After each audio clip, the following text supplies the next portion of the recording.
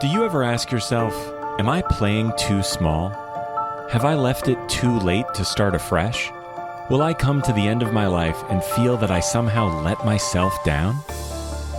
This is your invitation to hear from some amazing people who have asked themselves those very same questions and chose to wake the F up, to get off the hamster wheel of mediocrity and seize the life that was calling them. Be inspired and be challenged to discover who you have the potential to become and the contribution you're here to make. And now, here to guide you on the most important quest of your life is your host, Janet Hogan.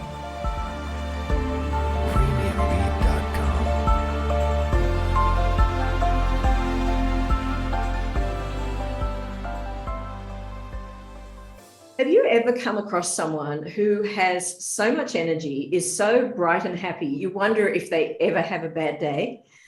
What I found is often the people with the most optimistic outlook have experienced the greatest struggles. It's always fascinated me what their secret sauce is. What do they do to stay on top? And what can we learn from them that we can apply to our own lives? If ever there were a time when we need to find resilience to deal with the massive changes we're all facing on a daily basis, it has to be right now. So it's with great pleasure that I introduce you to someone who is an expert at getting knocked down and bouncing back, and is happy to share her story with us that we might learn something from it. Melanie Macfarlane, welcome to Wake the F Up. Now, you run a business, Migration, and to date you've helped over 5,000 people migrate from other countries to make a new life in Australia. What got you into this line of work? Well, it's interesting, isn't it, Janet? Thanks very much for having me on. I grew up myself I was born in Freetown in Sierra Leone. My parents lived in Vanuatu, then Indonesia. I guess I've had a very international background myself. And so working with people from many different countries and cultures, it's almost like it was a destiny for that to happen. But I actually started in international education. I taught English in Indonesia after I left uni, and then worked in international education for a while in the UK before coming to Australia, doing the same thing, and then getting my migration agent's license when I was working with the company that was a large group of international education colleges at that time. And then I went on to set up my own business. Yeah, so that's how it all happened. Wow. So if not a child of the universe, you're at least a child of the planet. Can we say that? Yes, I haven't yet found galactic blood within me, but who knows? That might be the next dimension. But, just thinking about how stressed out we get about being in lockdown, and then, they say one of the most stressful events in life is moving house. But here you're actually talking about people who are not only moving to a whole new country and a new culture, but in many cases having to learn a whole new language. I mean, that must be one of the biggest changes anyone would ever have to deal with. Yes, indeed, it is. And I think language is a big issue, in fact, more than people even realize. Because I think sometimes you can judge people if their English is not so good. There may be some hidden prejudice even against people, and I think sometimes they feel that. I do a lot of work with international students who come to Australia. Of course, I came here as a migrant myself, but then, speaking English didn't seem such a big deal, and maybe similar cultures from the UK. But those who come here, let's say from Latin America, for example, who come from a very different culture and background, they all usually come enthused, really excited about the adventure that they're going to be on. But sometimes it can take a matter of a few weeks, and that enthusiasm can just slightly start to wear off as homesickness cuts in, culture shock. This is a different place, and oh my gosh, I'm going to be here for quite a few months or even a year. I've signed up to a 3-year university course, and then other migrants have come here for their whole lives. So it does definitely impact people in different ways and at different times. And there are some people who even go back home. So it really, yes, certainly it depends on your resilience level, and you think if people have made that move, then they must be automatically resilient already, but it's not always the case. I know I'm living in Bali, and my Indonesian is terrible. And so I find myself cobbling words together, almost like playing a game of Scrabble. Oh, what was the word for that? Piecing it together and feeling like a 3-year-old at best. And I know the frustration of losing your sense of self in that situation. We take self-expression for granted, but I only get that in little microdoses, not all the time. So how does that, how do some of those side effects of that transition play out for people, Melanie? What kind of effects do you see it having on people emotionally, and how they're dealing with that in general? Yeah, well, that's a really good point about the fact that you can lose some sense of yourself actually in the struggle to try to maintain another language and to deal with the difficulties of that, and perhaps the attitudes that you may be receiving from others. I think it can really impact your self-esteem actually. And yes, the sense of actually who you are, because suddenly you no longer have family and friends around you, and you may feel slightly isolated and different. And so that whole world that you're used to, it changes so much, and that in itself can really impact your self-confidence and your sense of self-worth, most definitely. And I mean, Australia, well, of course, started off as a more Anglo-Saxon country, and that's changing. But what are some of the ways that Australia fails to live up to people's expectations? Yeah, I just, I suppose, dare I mention the word racism? I think at heart, Australians are, a lovely people, and I like to see the good in everybody. But there can be some difficulties in accepting differences. It does depend on the areas, whether it's the metropolitan city or a regional area.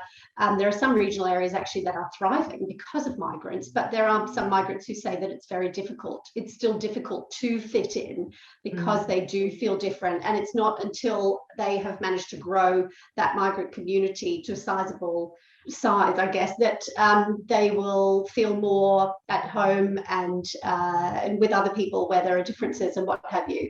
So I think, and Australia is an island, of course, away from the rest of the world. We've certainly seen that during COVID. Australia has behaved quite differently in many ways to many other countries in the world. And so some of those differences have been highlighted, I believe.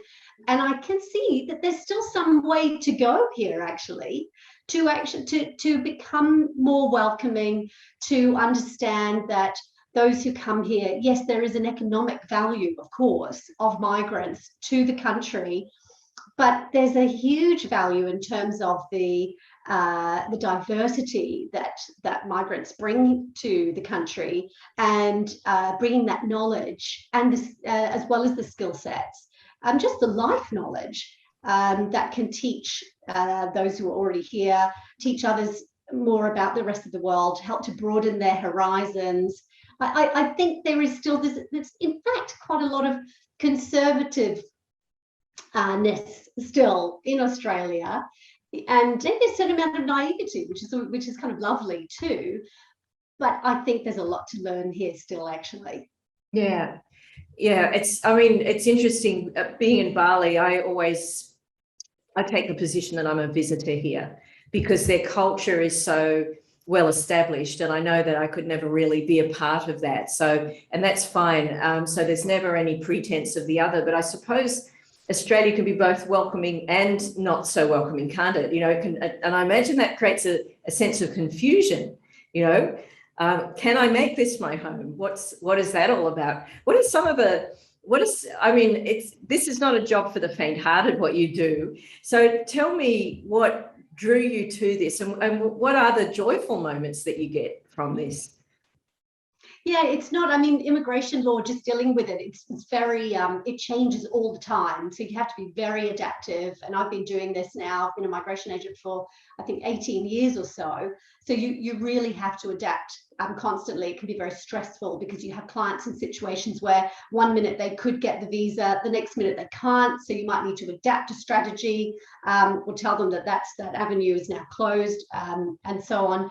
But it is also incredibly joyful. It's just wonderful just to be able to call a client up when they've got their permanent resident visa, when they've been able to then obtain their citizenship.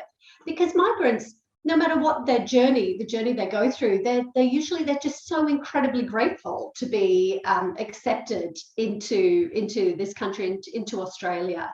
And so that in itself is really lovely too. And, you know, even I mentioned I do a lot of work with international students. I was in a hearing yesterday for a student whose visa had been refused. And it was a wonderful outcome because the presiding member of the tribunal decided there and then that the visa should be granted, in fact. And the student was actually confused initially. He didn't understand that, in fact, he was going to get his visa back. But he was just so overawed, so, you know, emotional about it. And so if you're an emotional, empathetic person as well, then of course you're going to be absolutely thrilled and delighted for your client. So there is so much joy too that goes along with this job. Yeah, I mean, it must take you on a bit of an emotional roller coaster. How do you deal with that? What are some of I can imagine the ups. What are some of the downs that you've had to deal with personally? Because here you are, a CEO of your own business. I can imagine the stresses that brings into your life. So what are some of the emotional challenges you've had to deal with, Melanie? Yeah, well, it is very emotional. You know, you can't get away with that, because when you're working with other human beings and their own journey, you're responsible for their lives, actually. You know, whether they're overseas or whether they're already in Australia applying for a visa, and whether it's their permanent visa or it's the next step on their journey, or it's getting their visa back because for whatever reason it was refused.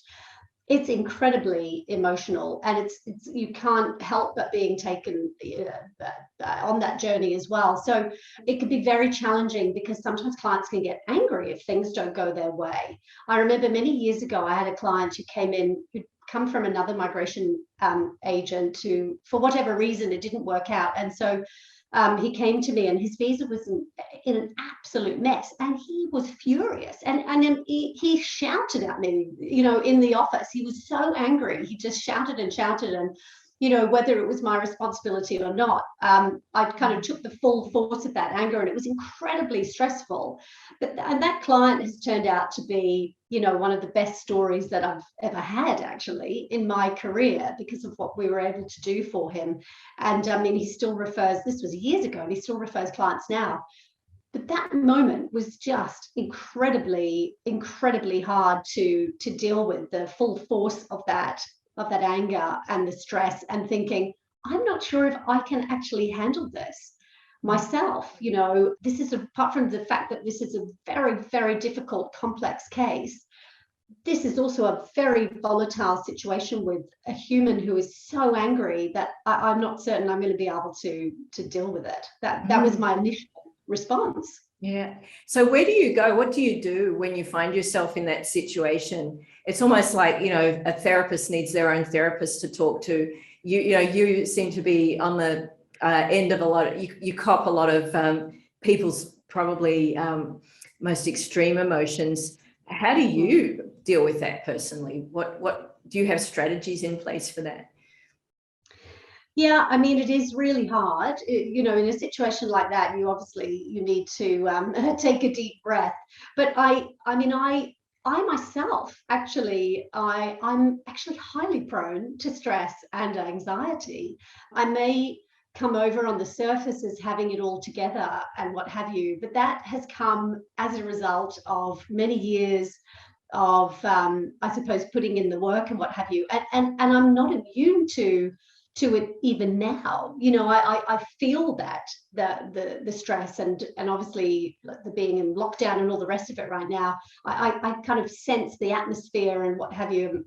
I'm really highly sensitive to those things. So I've needed to have a program that is kind of quite disciplined, of doing things that I find relaxing, such as yoga, which includes, deep breathing and what have you, meditation. Well, sometimes I find meditation difficult because if I'm in a fairly anxious state, I actually need movement. So I need to have a dog. I go out walking with my dog, or running, and talking to, I've had therapists over the years also that I myself have spoken to.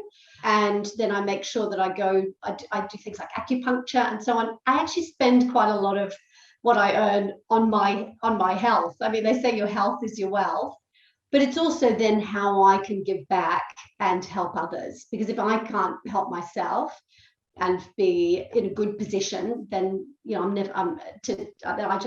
can't help others.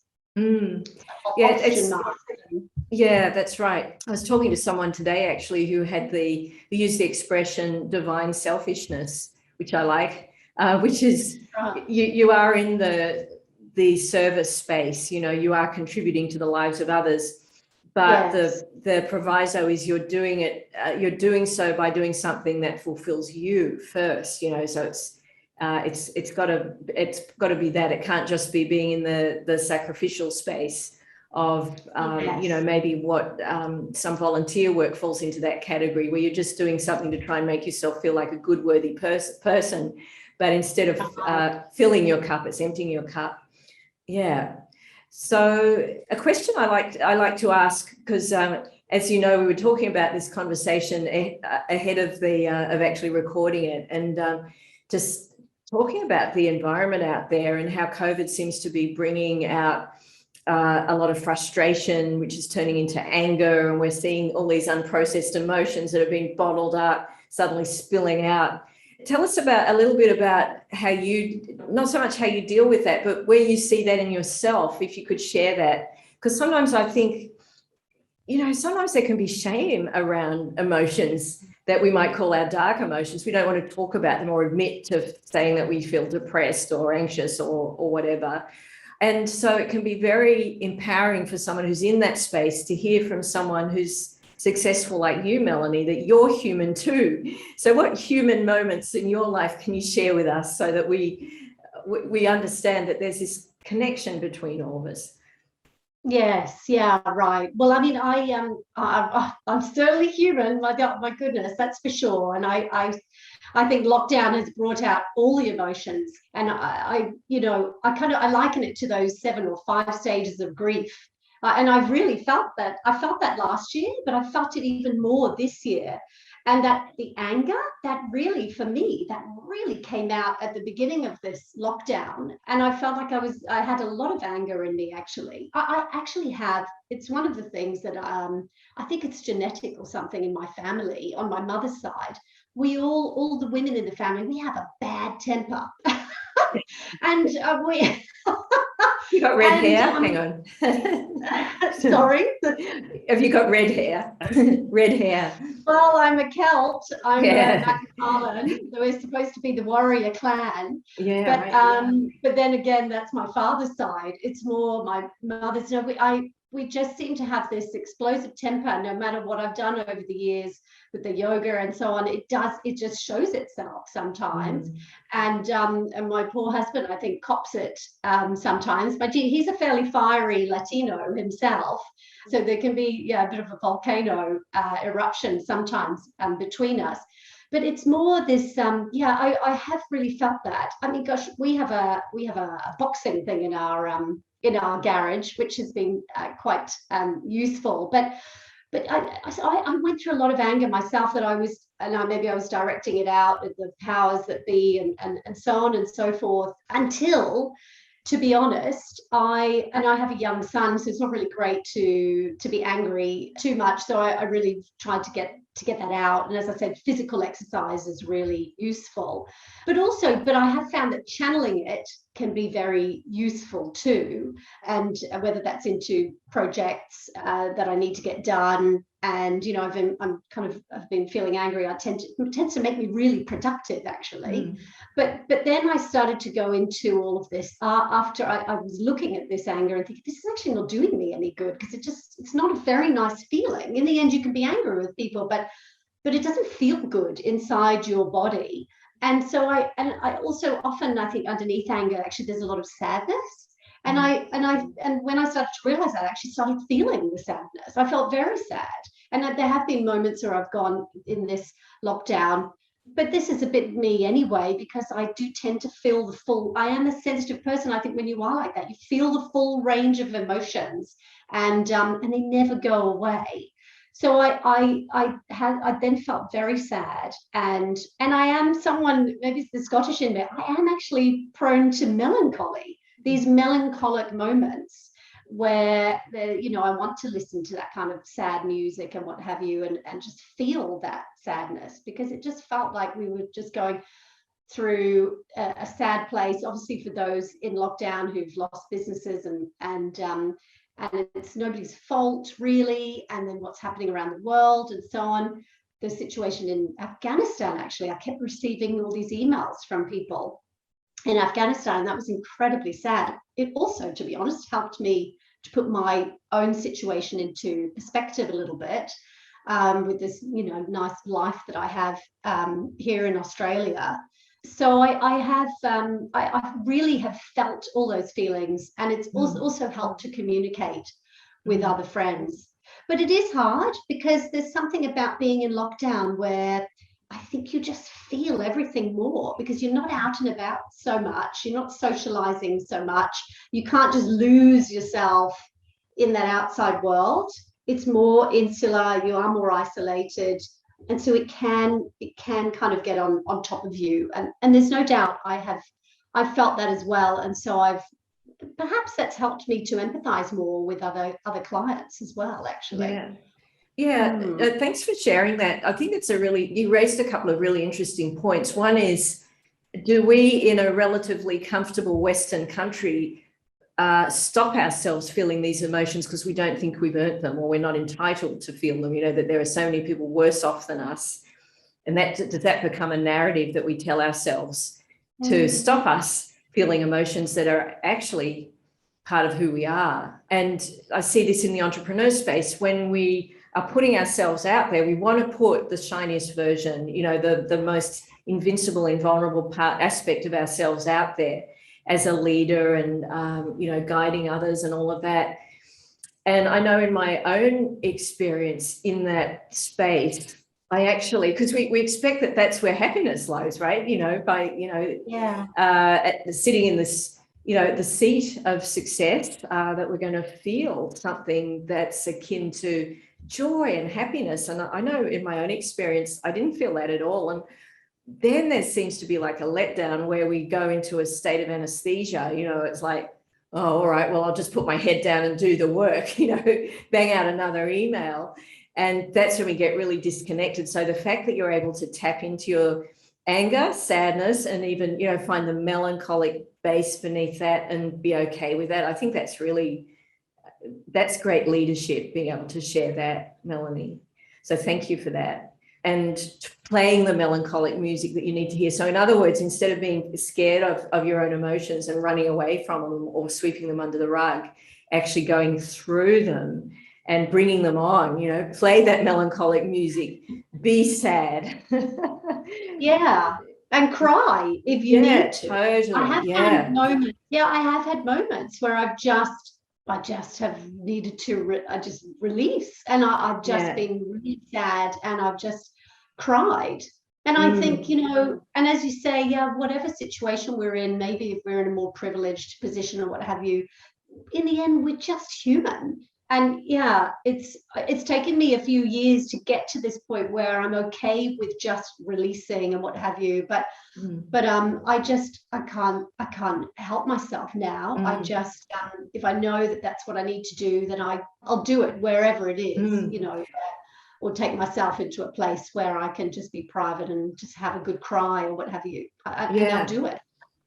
Yeah, I think that's so important. I mean, you know, we tend to assume that our emotions are contained in our mind. They're throughout our body, and so releasing them has to be, you know, like a physical somatic response.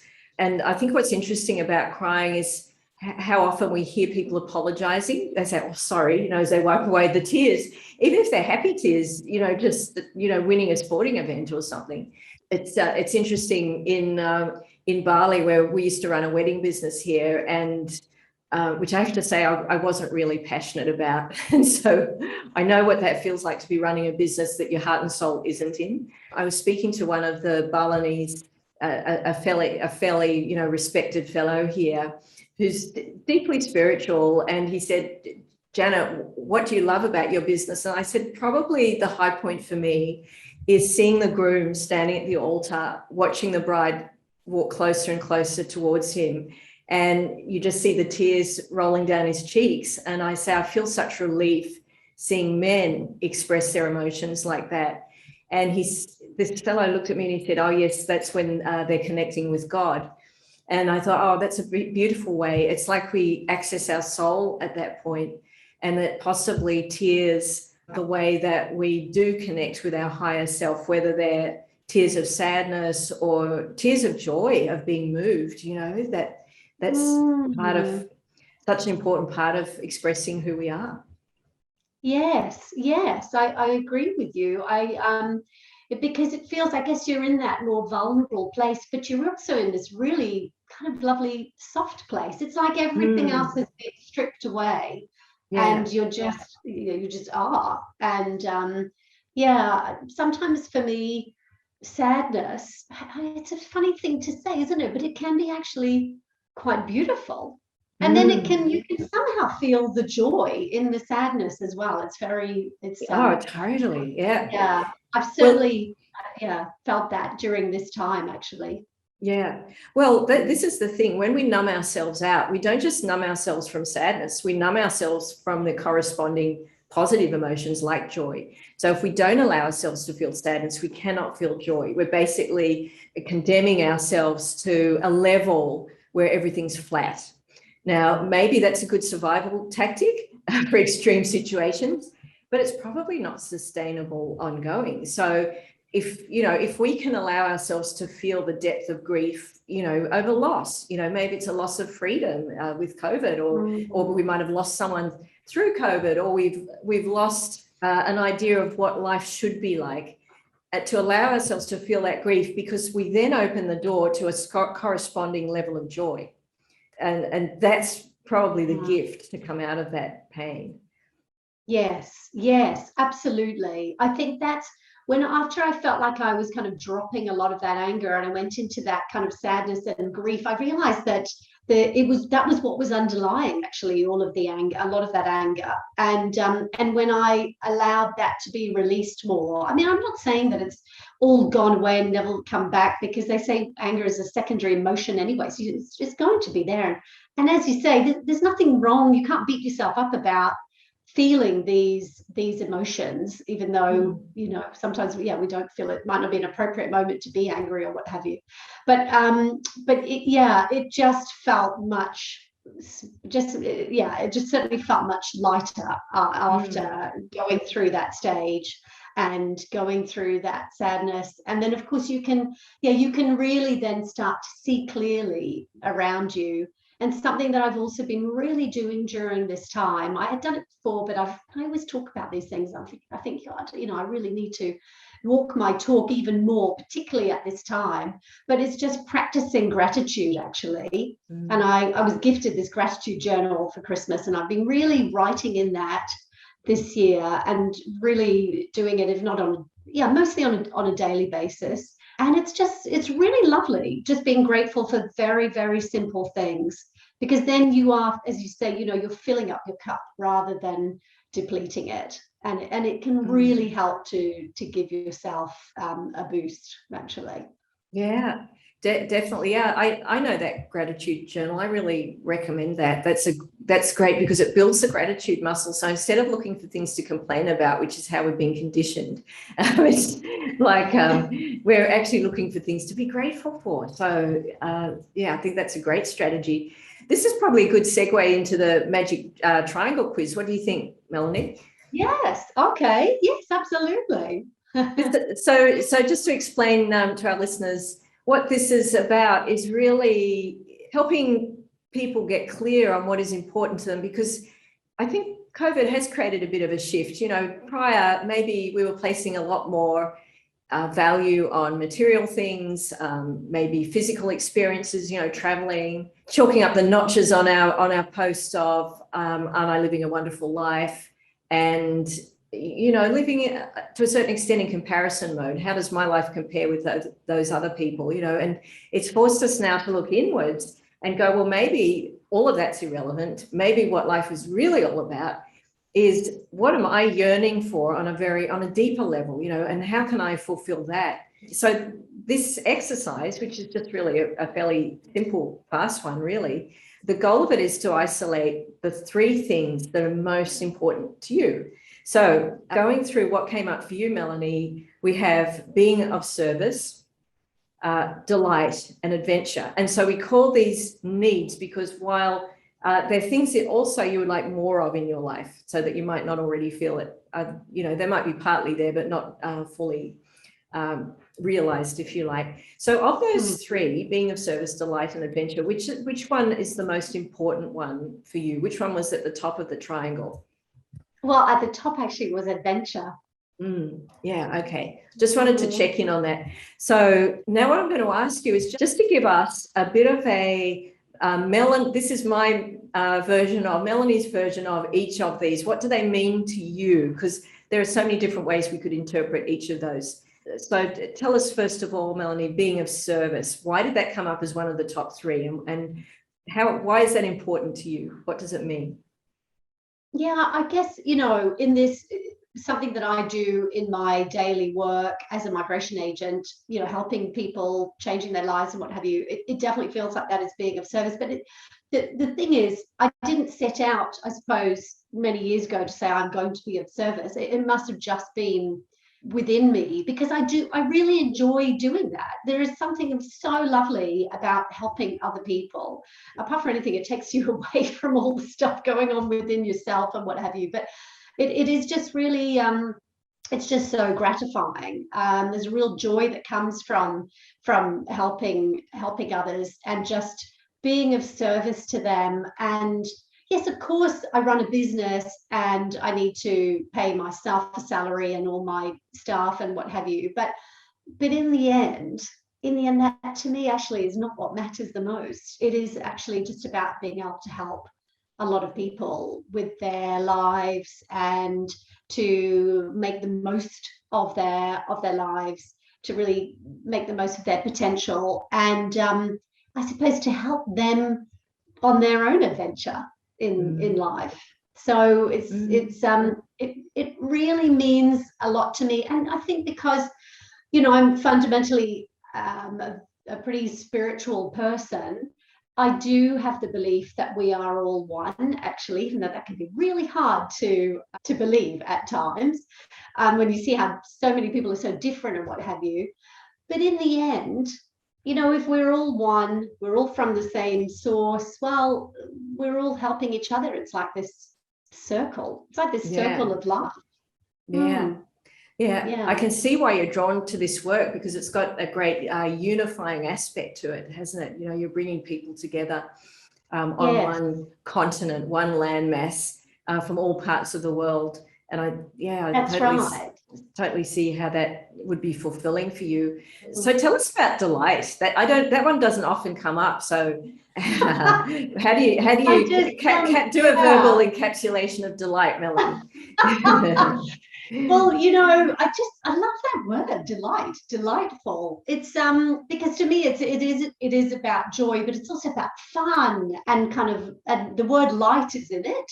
So it is kind of a light feeling, and it's about enjoying something yourself, but also being able to provide that to others. So it is about the joy in doing things, but it's also, there's something in there for me about the fun aspect of it. I love to have fun. For me, it's really, I love to laugh, and it's really fun to make others laugh as well. So joy, laughter, delight. It's kind of like this bubbly feeling. Really, really nice, fun, just lovely, lovely, lovely feeling. And it's really nice to obviously to feel that in yourself, but to kind of create this ripple effect around you. And because there's so much that is not so great in the world, but there's also so much that is just fabulous. And I feel like we don't celebrate it enough. And so I love to highlight that, actually, highlight that delight. In life. And so seldom are aspects, values like delight put under the spotlight. We talk about integrity and all those kind of serious ones, saying I'm a person of integrity, and what does that even mean? So I think we do a good job of squeezing out the fun and joy and delight from life. So I'm glad that you've got that one in there. And then let's talk about adventure at the top of your triangle. So what's all that about, Melanie? Yeah, I'm sure this comes from my background, from growing up in so many different countries and cultures. And I feel so lucky and blessed that I was able to travel a lot with my parents when I was young. So I kind of had that real spirit. And my parents are kind of real adventurers, I guess. So there's that spirit of adventure that has always been instilled into me.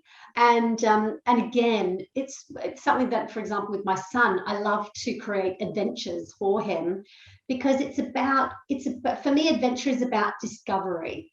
So it's not necessarily you have to take a journey to the other side of the world. I mean, an adventure, you can have an adventure just discovering yourself, or just your own backyard or what have you, which a lot of us have been needing to do in lockdown, or even your own neighborhood.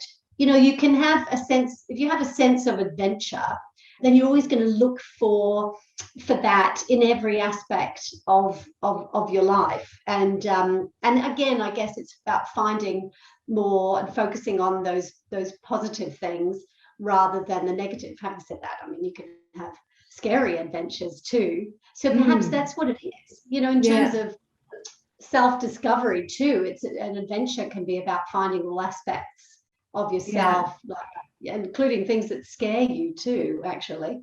Yeah, that's right. There's the sense of, I'm a bit of a word nerd, and Latin actually is my favorite subject at school, I confess. But I see the word adventure. Mine, oh, really? Yeah. And add meaning towards, of course, adventure. So moving towards something. So, where there's movement, there's usually something good comes of that. So to interpret then what you just shared, and thank you for that, Melanie. So the triangle speaks to both our inner self and our outer self. And I feel that to really show up as our true self in the world, we first have to deal with the inner self. We can't really do it. We can't head straight to the being of service space without first having been of service to ourselves, even though we can see a lot of that, but it's not sustainable. I see a lot of it in Bali too. People come over here with savior syndrome, and I heard a conversation between two people once where someone said, wow, I meditated for 2 hours this morning. The other person said, well, I meditated for 7 hours. It's like the spiritually evolved Olympics over here sometimes.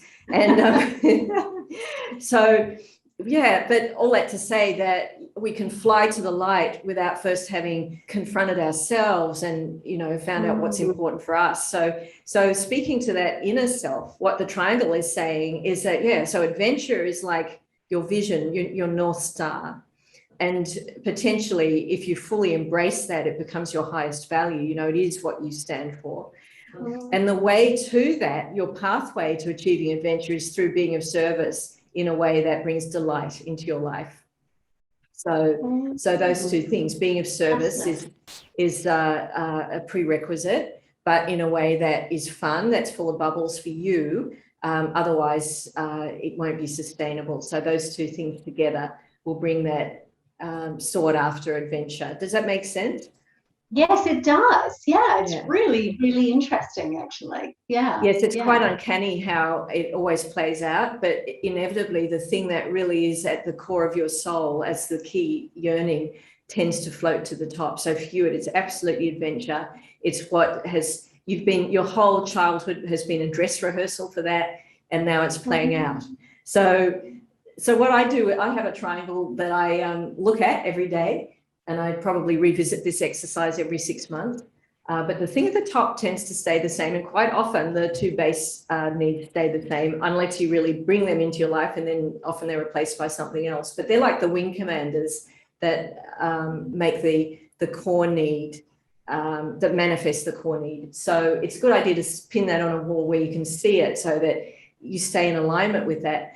And what's interesting then, if we look at how it speaks to your outer world, as these core needs become core values, as they become who you are and part of your DNA, they are what you give to others, Melanie. So adventure is absolutely, you said that before, adventure is your promise to your clients. It's why you get out of bed, for your own sense of adventure, but also so that they have an adventure, because the word adventure has a positive ring to it, doesn't it?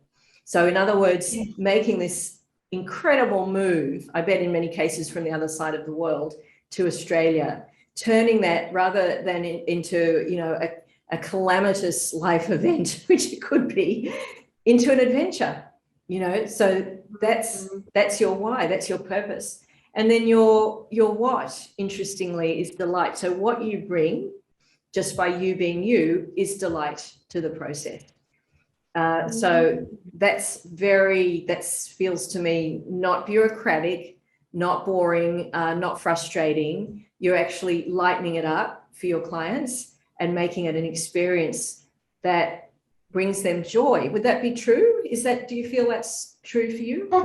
Yes, it really is actually. I mean, our mantra is, happy people, happy world. And it is all about, it can be a very laborious, bureaucratic, tedious process, whether you're a company wanting to sponsor, whether you're an individual wanting to get any type of visa.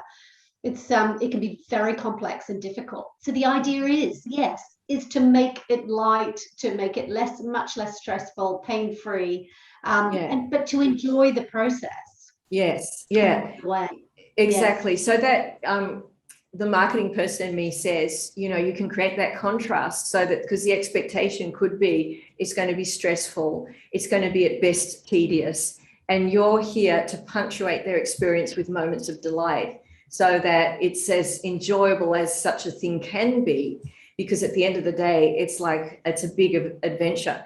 And how you deliver that, your how. So we've done your why, your what. Now we get down to your how. Your how is just by being of service. So your service is immaculate. You take the position of I serve you, not you serve me, right? Because it's astounding how many businesses, if they bring any ounce of arrogance to the transaction, they go, well, you should be grateful to be one of my clients, And so you're the opposite. There's humility in what you're talking about here, because you're being of service to these people and accordingly making them feel honored, to be a client. So, so your formula for yourself is also ultimately your gift to others.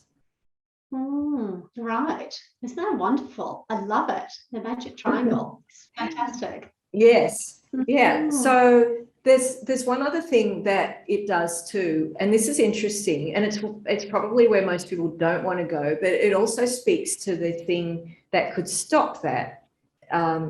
Could stop that formula coming to fruition. So what I'll invite you to do is just quickly look at that, because with awareness of what can stop you, because fortunately it's never on the outside, it's always within. With awareness of that, you can see where that might be playing out in your life and how to deal with it so it doesn't sabotage your best endeavors. So are you up for this, Melanie? Do you want to do a quick visit to the dark side? Not that it's that dark. Yes, I am up for it. Okay, so just imagine that sitting out to your right is your bright future. And that's really as described by the magic triangle, that by being of service and bringing delight to others, I achieve a sense of adventure, and bringing delight to myself, I achieve adventure. So that's That's your true path coming from you. Okay, that's come from your inner self. And like all needs, in the same way that, you know, our appetite for a long hot summer can only have come about from experiencing a cold winter. You know, without winter, summer would hold no value. So adventure holds value for you and must hold value for you because you've known its opposite. So just now, imagine you're flipping 180 degrees and on your left-hand side sits the opposite of adventure. What would that be in a word? What comes up for you, the opposite of adventure? Gosh, all these terrifying words coming up. Go for it. Go for the most terrifying. Yeah, well, I mean, words like terror and isolation, abandonment, those types of paralysis, actually. Paralysis. Yeah. Okay, that's a good one. Yeah. And just doing a deep dive into paralysis. What scares you about paralysis? What's wrong with paralysis? What does it stop you being or doing? Yeah. Not being able to move. Okay. And what's wrong with not being able to move? Then there's no sense of being able to move forward. So it, to a certain degree, a loss of hope almost. Yeah. Okay. So let's say that that's the area of your core fear that it's interesting. We were talking about movement previously with adventure. Yes. So it's a total. Yeah. Let's stick with paralysis. That sounds pretty much the opposite of what you stand for and what you represent. Yeah. So that's really the red flag. The thing that threatens your bright future most is this fear of paralysis. Now, what happens is we tend to run away, and this is all happening on an unconscious basis. We tend to run away from whatever it is that we're most scared of. But in the running away from, what happens? It's there to greet us in the end. So we can't run away from our fear because we will actually manifest that fear if we do that. So we actually have to be counterintuitive and face that and go, okay, what created that fear? What am I scared of? What's this paralysis thing all about? This fear of being still, what is that all about? So yeah, well, that's that further territories to be explored, but that's the flag. Does that resonate for you, Melanie? Yeah. You know, it completely resonates. And I mean, there's one, if I could just quickly tell a story there, and I think one of the reasons for this is many years ago, I had, I didn't even realize it at the time, but it was before migrating to Australia. I used to travel a lot in my work, and I had glandular fever. I then was made redundant from my job. I was already planning to come to Australia, but I was made redundant from the position, and it wasn't really a nice way that it happened. And then I ended up at my parents in Scotland just to see them for a few days. I ended up lying on their sofa for 3 months because I just fell into this chronic fatigue, and it was like having paralysis, and I couldn't move. All I did was lie on the sofa, and actually I read Harry Potter books, which made me feel much better. But I went into this real chronic fatigue kind of depression state, and then it took me a while. I found a wonderful kinesiologist to prescribe some homeopathy and some vitamin C and zinc, which took me out of all of that. But ever since then, I've really focused on my health, and I know from having seen a stress management coach years ago, she told me that stress is accumulative and you need to just be careful that it doesn't mount up. And even over the years, one of the things that I have noticed, and it's even happened to me recently, is if I let too much get on top of me, I go into paralysis. I just cannot, I cannot move. My email inbox mounts up, you know, I'm responsible for all these things, all these people, and yet I am in this awful state. I'm gripped by this paralysis. It's frightening. So that's probably why that word has even come up. And that's my scary place. Yeah, that's right. And it's a scary place. I'm sure a lot of people, particularly in the entrepreneurial space, you know, who are hyperachievers, will relate to that. And why it's something to be aware of is it's because it's that fear that's propelled us into an artificially high level of activity of, you know, ticking off lists, to-do lists and things like that, that will ultimately lead to the thing that we're scared of, to lead to that sense of overwhelm where you want to just curl up in a fetal position and not do anything for a few days. So that's why it's important to bring all of this to the surface so that you can do the great work that you do, and that you can, that it doesn't burn you out. But anyway, so how did you find that? Was that helpful? That just going through that exercise? Really? Yes, absolutely. It's very interesting, very useful, and extremely enlightening, actually. Yeah. Well, thank you. That one of the reasons I like to share this on the podcast is so that people can understand that getting to know who you are and self-knowledge, self-awareness, which ultimately leads to self-acceptance and self-love, can be a very quick process. It doesn't have to take months. It doesn't necessarily mean that you have to spend years in therapy, or we seem to have sidelined mental health as mental illness, but all it is a process of getting to know ourselves and then be true to that person. So that's my vision, to see all of this type of work normalized, where we can then operate without putting our own inner brakes on, without our even being aware of it. That's the idea, that we can operate at our full capacity. Because let's face it, the world needs heartfelt leaders who are operating at full capacity. That's so true. More than ever, yeah.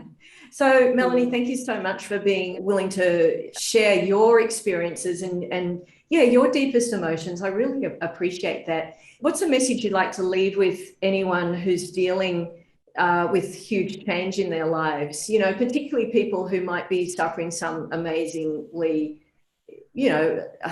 traumatic, life-changing experience right now, whether they've moved countries or even maybe if they've moved states. But what's the best message you can give those people? I think, it may sound so simple, but I think the fact is there's always hope. There is always hope, to always hold on to it and to always have faith and just to look for the light. Thank you. Thank you. I love that message. And thank you so much, and all the best with your business. And anyone listening to this, if you can find ways to contact Melanie through MM Migration in the show notes. But just bear in mind, if you know of people who might be wanting to move to Australia, Melanie's your person to speak to. So thanks, Melanie, and all the best with your work. I'm a big fan of what you do. Thank you. Thank you very much, Janet. Thanks for the opportunity to speak here.